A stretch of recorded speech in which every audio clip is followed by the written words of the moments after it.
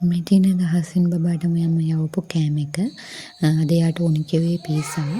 ඒකින්ද මම ඊයේ රෑම පීසා ඩෝ එක අන්ලා තියාගත්තා. ඉස්සෙල්ලා මම පිස්සුයි සීනියකට දාලා පොඩක් ඇක්ටිව් වෙන්න තියාගත්තා.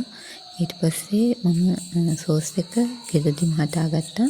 මේ තියෙන්නේ මම ඊට පස්සේ පිටි වලට ලුණු එකතු කරලා ඒකට ඊස්ට් ඇක්ටිව් වුණාට පස්සේ ඒක දාලා අනාලා තියාගත්තා.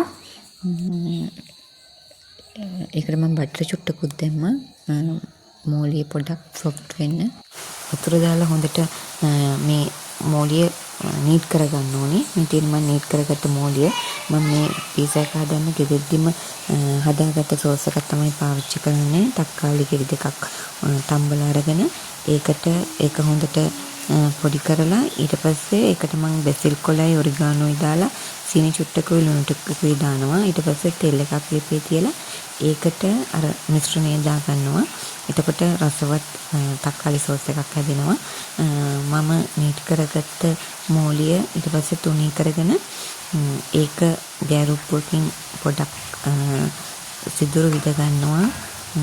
ඊට පස්සේ අර තක්කාලි සෝස් එක ඒකේ තවරගෙන ඒ තවරගත්ත පීස් එක උඩින් මම තියාගන්නවා චිකන්. මේ තියෙන මම චිකන් කෑලි අසුර ගන්න ආකාරය.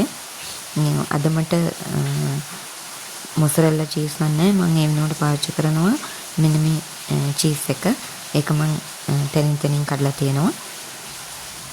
ඊට පස්සේ මම අංශක 200ක් ප්‍රීහීට් කරන්න තියලා විනාඩි 10ක්. ඊට පස්සේ මම විනාඩි 15ක් මේ පීසා එක බේක් කරගන්නවා. මේ තියෙන්නේ විනාඩි 15කට පස්සේ මම අද බබාට යවනවා රට කජුයි පේරයි පීසා.